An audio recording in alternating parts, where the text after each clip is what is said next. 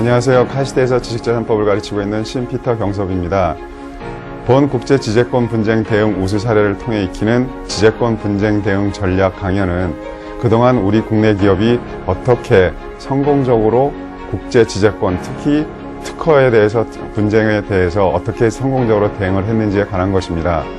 본 강연은 세 분야로 나눠져 있는데요. 첫 번째 단계는 특허 분쟁 예방 단계, 두 번째는 경고장 접수 단계, 그리고 마지막으로 실제로 소송이 됐을 때 소송 단계에서 우리 국내 기업들이 성공적으로 방어를 한 그 사례를 14가지를 가지고 말씀을 드리겠습니다. 이 강연을 통해서 여러분들 기업이 국제 지재권 분쟁에서 성공적으로 대응하실 수 있기를 바랍니다. 지재권 분쟁 대응 우수 사례를 통해 익히는 지재권 분쟁 대응 전략 강연에 오신 것을 환영합니다.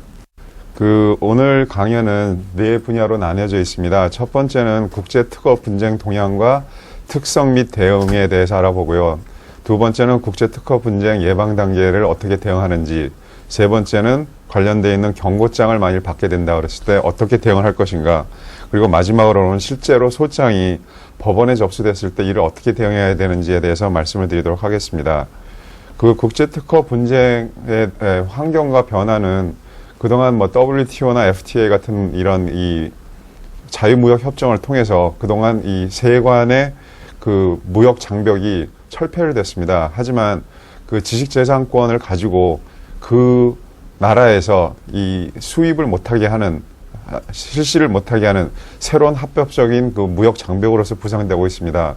그리고 특허는 종래 사업 경쟁자들이 사업 전개를 못하게 하는 방어적 수단으로 사용을 했었는데, 이제는 이거를 특허권을 사용을 해서 그것을 금전화하는, 모니타이제이션을 하는 그러한 수익 창출의 수단으로 지금 바뀌고 있습니다. 근데 문제는 지금 현재의 기술 발전들이 요새 컨버전스, 인터그레이션, 이런 융합, 이런 얘기를 하는데, 기본적으로 옛날처럼 한 기술 갖고 한 제품을 만들어낼 수 있는 환경이 아닙니다. 그러다 보니까 딴 사람들이 개발한 기술들을 사용할 수밖에 없고, 그 결과 특허 분쟁은 더 증가 일로를 다룰 수밖에 없습니다. 예를 들어서 지금 우리들이 매일같이 사용하는 핸드폰 경우에 특허가 약 25만 개가 되는데, 현재 지금 사용하고 있는 거는 약 2만 8천 개 정도가 들어가 있다고 합니다. 또한 신사임당 사진이 들어가 있는 5만 원짜리 지폐도 이 위조 방지를 위한 기술이 약 23개 정도가 들어가 있다고 하니까요. 우리가 평상시에 사용하는 이러한 모든 제품들도 특허가 포함이 되어 있고, 이로 인해서 특허 분쟁은 계속 일어날 것이라는 것이 모든 분들의 전망입니다. 국제 특허 분쟁에 대한 특징을 좀 알아보면, 특허권자가 누구냐에 따라서 형태가 좀 많이 틀립니다. 특허권자가 여러분들 기업의 경쟁업체일 경우에 이 사람들이 원하는 것은 일단 첫 번째는 경쟁업체가 없어지는 게 좋겠죠. 그러니까는 금지 명령을 내려서 못 들어오게 하는 게 이 사람들 목표지만, 그게 안 될 경우에 이 특허권자가 경쟁업체일 경우에는 이 사람들은 금전적인 라이센스에 관련된 로열티를 생각을 합니다. 그래서 분쟁 방식은 일단은 처음에는 자기네들이 협상을 하지만, 협상이 결렬됐을 경우 소송을 들어가고요. 만약에 우리 기업들이 상대방 경쟁업체가 갖고 있는 특허권이 있다면 그를 사용해서 맞고소를 하는 카운터 클레임을 할 수 있는 상황이 될 수 있습니다. 이에 반해서 MP, 쉽게는 특허 괴물 또는 특허 비실시 업체라고 부르는 MP가 특허권자일 경우, 이 사람들은 기존에 이 금지 명령을 신청을 했었지만, 미국 경우에는 eBay vs. Mercantile Exchange라는 새로운 대법원 판결로 인해서 더 이상 금지 명령 신청을 할 수 있는 권한이 없어졌습니다. 그러니까 이 사람들이 원하는 거는 결국 돈밖에 없죠. 돈을 받아야 되니까 이 MP 경우에는 일단 소송부터 하고 봅니다. 그러고 나서 뒤에 가서 협상을 하는데, 이 사람들이 소송을 벌리는 방식은 속전속결입니다. 돈만 빨리빨리 컬렉트하는 게 목적이기 때문에 그렇게 하고요. 액수도 굉장히 상대적으로 낮습니다. 그 이유는 MP 경우에 소송을 벌릴 때 보통 7개 기업을 한꺼번에 벌립니다. 그러다 보니까 한 기업에서 7분의 1 정도, 자기네들 목표 액수의 7분의 1 정도만 받아낼 수 있다면 자기네들 목표를 달성을 한 거고, 또 그로 인해서 설예를 만들었기 때문에 나머지 6개 기업한테서 나머지 7분의 6을 받아낼 수 있으니까 항상 이 사람들은 박리다매로 이 전략을 사용합니다. 그러다 보니까 뭐 소송은 당연히 남발이 되고 빨리빨리 돈을 받으려니까 이분들은 조기 세트를 할 생각들을 하죠. 그 국제특허 분쟁이 일어난 시점에 대해서 좀 다시 생각을 해보면 이 제조가 시작되기 전에 분쟁을 하겠다고 할 경우에 대부분 이 사람들은 라이센스는 줄 생각은 없고 라이센스를 준다 하면 로열티를 굉장히 많이 내달라는 그 요구를 합니다. 이에 반해서 이 국제특허 분쟁이 판매 시점 이후에 일어났을 경우는 라이센스 또는 침해 금지 명령을 하는 것이 보통이지만 판매 시점이 한참 지난 시간 뒤에 이 사람들이 그 분쟁을 열었을 경우는 그때는 침해자들이 어느 정도 침해품으로 인해서 막 상당한 수입을 올렸고 그로 인해서 금전적인 이 재고가 많기 때문에 로열티를 굉장히 많이 달라는 그러한 특징을 가지고 있습니다. 지역별로 보면 미국 경우에 전 세계 특허 분쟁의 약 60%가 일어나고 있습니다. 그리고 뭐 대한민국이 우리나라가 하고 있는 이 대륙법과는 틀리 영미법 경우에는 이 소송 비용을 각자가 부담을 하는데요. 그 소송 비용이 변호사 비용이 뭐 그냥 1년에 100만 불씩 잡으시면 됩니다. 우리나라 돈으로 약 10억 정도. 뭐 이런 특징적이 있고요. 이에 대해서는 좀 더 이따가 말씀을 드리겠습니다.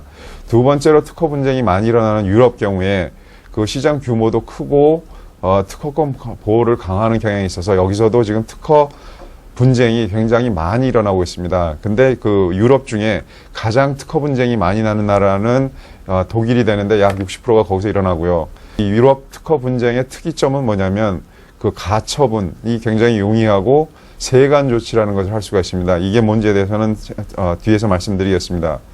뭐 중국의 경우 여태까지는 이 지적권 보호를 해주지 않았습니다. 뭐 알다시피 전 세계 짝퉁의 원조이기 때문에 원조는 아니고 두 번째이기 때문에 이 사람들이 짝퉁을 만들어서 하다 보니까 해주지를 못했지만 이제는 뭐 G2까지 올라가서 지금 자기네들 경제력도 커졌고 이렇게 되다 보니까 자기네 내국민, 자기네 기업을 보호하는 목적에서 특허권을 강화하는 추세로 가고 있습니다.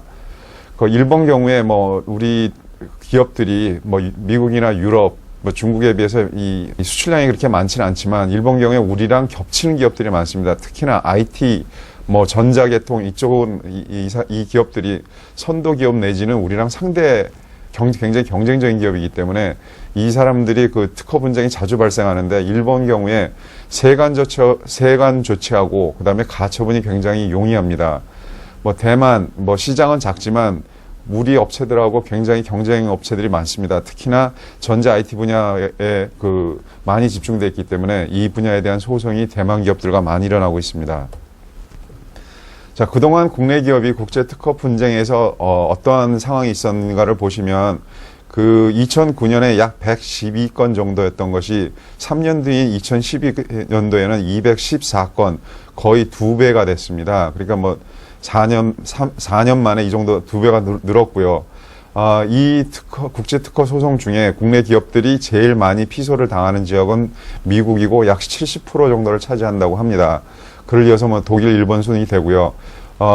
그동안은 대기업이 대부분이었지만 중소기업도 상당히 늘어나고 있는데요. 여기 지금 214건이라고 나와 있는 이 총계는 이 실제적으로 법원에 소장이 접수됐던 경우만을 포함합니다.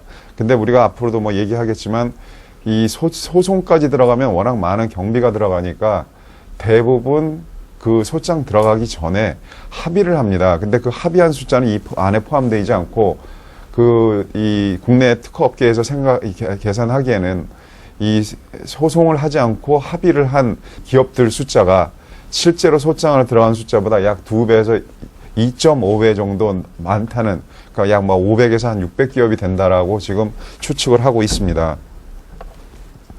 그 업종별로 국내 기업이 국제 특허 분쟁을 당한 거를 보면 아무래도 뭐 대한민국이 IT 분야의 강국이기 때문에 전자 IT 분야가 굉장히 많고요.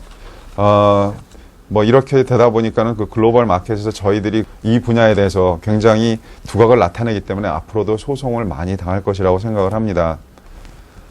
자, 국내 중소기업의 국제 특허 분쟁 대응의 문제점 및 과제, 뭐 이 자료를 먼저 받아보신 분들은 벌써 읽어보셨을 거라고 생각을 하는데요. 보면 뭐 경고장에 대한 적절한 대응 부재, 특허 침해 여부 판단의 어려움, 그리고 대응 전략 및 방법을 모름, 대응 수단 마련의 어려움, 미국 특허 침해 소송, IT 제소 대응 부재, 뭐 이런 거 설명을 안 드려도 기업에 계신 여러분들은 다 공감을 하시는 분야라고 생각을 합니다. 그래서 이거에 대한 해결책이 뭐가 있느냐? 솔직히 없습니다. 그 없는 이유가 이걸 하려면 사내 특허 팀이 있어야 되는데 이 사내 특허 팀들이 국제 특허 분쟁에 대한 경험이 있는 분들이 오셔야 됩니다. 근데 제가 그 카이스트에 처음 가서 이 특허청이 지원해줘서 그 국제 글로벌 IP 전사들을 개발하는 MIP 프로그램을 만들었습니다. 그러다 보니까 그 관련돼 있는 교수들을 이 분야에서 정말로 난다긴다 하시는 분들만 모셔야 되는데 제가 다 돌아다녀 봐도 결국 계신 데는 뭐 삼성, LG 이런 기업들의 IP팀에서 20년, 30년씩 하신 분들 외에는 국내에는 없습니다. 근데 이런 분들을 국내 우리 중견 중소기업에서 그 사내 특허팀으로 모신다는 거는 참 현실적으로 말이 안 되죠. 액수들이 워낙 차이가 많기 때문에. 근데 또 다행인 거는 이분들이 이제 지금 1세대, 그 다음에 두 번째 세대 중간에 뭐 1.5세대의 IP 임원들이 지금 많이들 은퇴를 하셨습니다. 그리고 나오셔서 이분들이 평생 뭐 20년, 30년 동안 하셨던 이 특허 관련돼 있는 서비스업을 하시기 때문에 이분들한테서 지원을 받으시는 게 제가 보기에는 제일 그 중소 중견기업들이 이 대응할 수 있는 방법 중에 하나가 아닐까라고 생각을 합니다. 자, 국제 특허 분쟁 예방 단계의 대응, 이걸 어떻게 하느냐. 말이 좀 이상하긴 하지만 국제 특허 분쟁을 예방하겠다는 결국 특허 분쟁이 날 것 같은 경우가 있어야만 이거를 대응을 할 건데, 즉 우리가 감기가 걸릴 것 같으니까 감기 예방 주사를 맞아야 되는데, 감기 같은 경우는 뭐 날씨가 추워진다든지 아니면 몸이 으슬으슬하든지 뭐 이래서 우리가 예방 주사 맞아야겠구나 이런 생각이 들지만, 특허 같은 경우는 언제 지금 외국에 있는 알지도 못하는 기업이 와서 이걸 때릴 건가, 이거 알아볼 방법이 없습니다. 근데 몇 가지 경우에 여러분들이 국제 특허 분쟁을 당할 가능성이 있는 그 시그널을 찾을 수가 있습니다. 첫 번째는 여러 기업들의 경쟁사들끼리 또는 경쟁사와 MP가 특허 분쟁이 발생되고 있는 제품을 여러분 기업들이 지금 제조 또는 판매를 하고 있을 경우 여러분들도 경쟁사나 특허권을 가지고 있는 경쟁사나 MP가 결국 언젠가는 침해 분쟁을 일으킬 거라고 보셔야 됩니다. 그리고 두 번째는 그 이미 형성되어 있는 기존 시장에 여러분 기업이 들어간다. 당연히 그 기존 시장에 선두 기업들이 있었을 거고 그 사람들은 갑자기 경쟁업체 나타나는데 그거 가만 안 놔두죠. 특허 갖고 고소를 합니다. 그러니까 특허 분쟁이 일어날 거라고 생각하시면 되고, 그 다음에 국내 기업, 이 경쟁 제품 때는 또는 그 경쟁 제품의 부품을 국산화하겠다. 뭐 외국에서 있던 거를 다 지금 수입하던 걸 국산화하겠다 했을 경우 외국에서 이런 걸 제조하던 기업들은 대부분 국내에도 특허권을 벌써 취득을 했습니다. 그러니까 이 사람들이 국내 시장 포기할 수 없으니까 고소를 하죠. 그 다음에 그 특허도 요새는 사고 팔지 않습니까? 그러니까 특허가 사고 팔았는데 여러분 제품하고 연결됐을 경우 그 특허권을 매입한 사람들이 왜 특허를 매입했겠어요? 결국 이 특허권이 연관되어 있는 제품을 제조 또는 판매하는 사람들을 고소하기 위해서 매입하는 겁니다. 그러니까 여러분들은 당연히 고소할 거고, 특히나 MP가 매입을 했다. 이 사람들은 목적이 특허권 사용해서 돈 받는 것밖에 없기 때문에 당연히 특허 분쟁을 일으키고 맙니다. 그리고 마지막으로 이 자사에서 연구개발 등 그 사전 특허 분석에서 문제의 특허로 파악되는 경우, 이거는 뭐 말이 참 쉬운데, 우리 중견 중소기업 경우에 뭐 연구소들은 갖고 있지만 특허팀이 있는 기업들은 제가 그렇게 많이 보지는 않았습니다. 저는 그 미국 시카고에서 25년 동안 산 시카고 촌놈입니다. 근데 그 시카고는 뉴욕하고 라스베가스 이 세 도시가 미국의 상권을 세 분야로 분할을 하고 이 거점입니다. 그러다 보니까 시카고도 그 매번 전시회를 거의 1년 내내 하는데요. 그 전시회에 국내 기업들이 뭐 약 70개에서 80개 기업들이 항상 나오십니다. 근데 제가 시카고에서 25년을 살고 그냥 뭐 우직하게 일만 해서 그랬든지 그 한국 총영사관, 그다음에 중소기업진흥공단, 그리고 코투라에 제가 법률 고문을 했습니다. 그러다 보니까 이분들이 이 전시회에 참석했던 그 7, 80개의 기업들이 오시면 그 한 2, 3일 뒤에 저를 부르셔서 미국 시장에서 제품을 팔 때 문제가 될 수 있는 미국 법률에 대한 프리 세미나를 제가 해드립니다. 그러다 보니까 그분들이 이제 당연히 제 연락처를 가져가시고 제 세미나를 들으신 다음에 한 2, 3일 뒤 이 전시회를 참석해서 이틀째 되면 그 70개에서 80개 기업 중에 3분의 1 정도가 경고장을 들고 저를 찾아오십니다. 그러다 보니까 제가 뭐 짧은 경험이지만 그 미국에서 특허 침해 소송을 200건 정도 해볼 수 있었는데요. 문제는 이분들이 예방했던 적은 거의 없죠. 그러니까 결론적으로는 제가 그분들 그 이 경고장을 받아오면 제가 해드리는 거는 그분들이 이 침해한 거에 대한 배상을 최소화하는 게 제 미션 스테이트먼트였습니다. 방안을 생각해 보면 첫 번째는 분쟁 가능성이 있는 특허를 추출을 해야 됩니다. 그게 어떤 것이냐? 그 여러분들 기업이 실제 제품에 적용하는 그 기술에 침해 가능성이 있는 특허가 그 분쟁 가능성이 있는 특허 첫 번째 캐터거리고요. 두 번째는 자사 실시 제품 관련 기본 또는 핵심 특허 또 분쟁 가능성이 있습니다. 그리고 자사 제품에 관련될 수 있는 여러분 회사의 경쟁사가 보유하고 있는 특허 또는 타사가 현재 특허로 이 관련 특허를 소송하고 있거나 분쟁하고 있는 특허의 경우에 여러분들 기업의 분쟁 가능성이 있는 특허입니다. 이거 어떻게 찾냐고요? 여러분들 못 찾습니다. 그 아까 말씀드렸던 이 대기업에서 IP 임원으로 일하시던 분들이 나오신 분들이 만드신 그 특허 경영 내진 특허 서비스 업체에다가 의뢰하시는 게 제일 효과적인 방법이라고 생각을 합니다. 그 뭐 이분들 제가 보니까는 이 수수료도 그렇게 비싸지도 않고요. 그리고 이분들이 이 업무만 2, 30년을 하신 분들이기 때문에 이분들한테 의뢰하시는 게 제일 낫다라고 생각을 하고 그 다음에 이렇게 뭐 분쟁 가능성 있는 특허를 추출을 했다. 그러고 나면 이걸 갖고 1차 침해 가능성 분석, 그러니까 특허 청구항을 읽어볼 수 있으면 그거를 읽어보고 우리 기술이나 제품에 문제가 되는지 그거에 대한 분석을 하게 됩니다. 이것도 이제 좀 이따 말씀을 드릴 거고 1차로 분석을 해봤더니 침해 가능성이 있다. 그러면 그 특허 출원 심사 경과라는 것이 있습니다. 이 특허 출원 심사 경과라는 건 뭐냐면 특허청에서 특허를 출원을 할 때 심사관하고 출원인이 서로 왔다 갔다 하면서 뭔가 소통을 한 커뮤니케이션을 한 내용이 그거를 입수를 해서 분석을 해 보셔야 됩니다. 그래서 침해 여부로서 분석을 해 보니까 그 침해가 됐다. 그러면 결국은 문제가 되는 특허를 어떻게든 없애든지 아니면 특허는 뭐 유예해도 침해가 없대든지 뭐 이러한 자료를 찾아내야 되는데 그 자료는 그 전에 이 문제의 쟁점인 특허가 나오기 전에 그 있었던 선행 기술을 조사해서 분석하는 방법밖에 없습니다. 그래서 그것을 해야 되고 만에 하나 특허가 유효하고 우리가 침해도 했지만 특허권자가 했던 어떠한 행위 또는 비행위로 인해서 특허권자가 그 권리를 행사한다는 것은 굉장히 불공평하다라는 주장을 할 수 있을 경우 그 사유로서 대비책을 마련할 수 있습니다.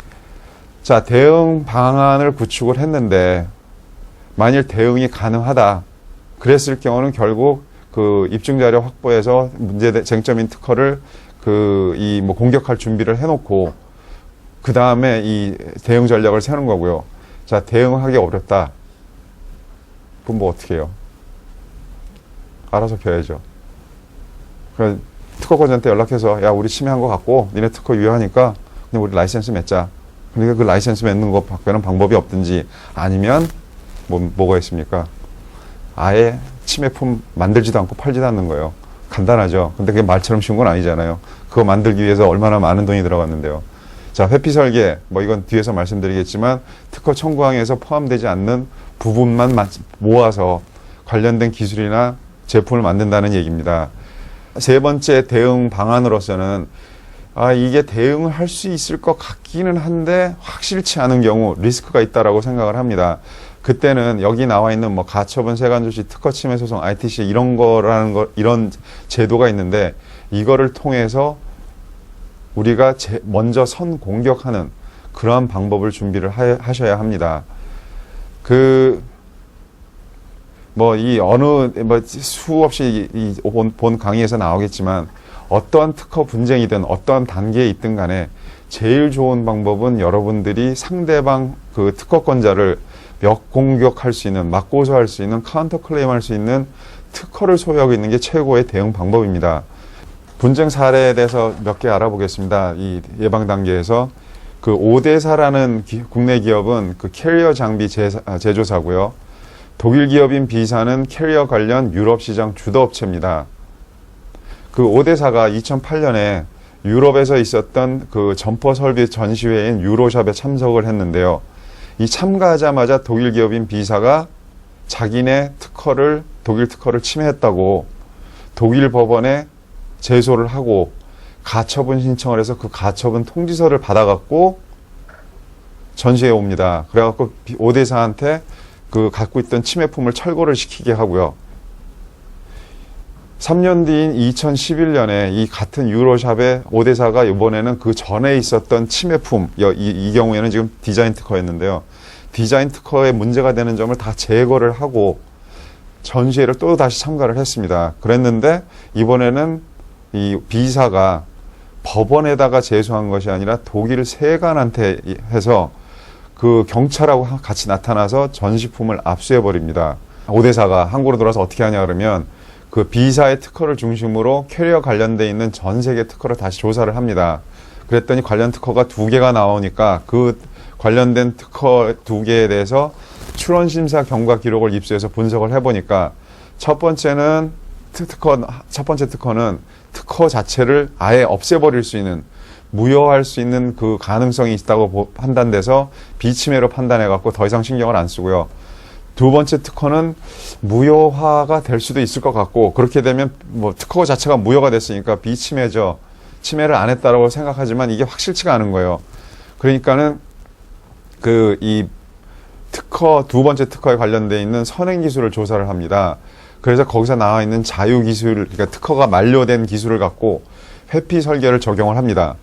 그리고 이 사람들이 또 뭐를 하냐 그러면 방어 서면이라는 걸 만들어서 독일 법원에다가 제출할 준비를 합니다. 여기서 보면 무슨 뭐 가처분, 세관 조치, 방어 서면, 이게 우리 용어에는 없는 내용들이 나오는데요. 그게 뭐냐면 독일의 경우에 특허 침해가 굉장히 긴급하고, 그 다음에 특허는 유용하고, 마지막으로 침해 입증을 할 수 있다면 이게 모두 다 가처분 요건입니다. 그래서 이 요건을 만족 시에는 그 독일 법원에 가처분을 신청을 하면 법원은 그 침해 피의자, 우리 경우에 오데사가 구두 심리를 요청할 경우도 이 기회도 주지 않고 가처분을 굉장히 비교적 쉽게 내려줍니다.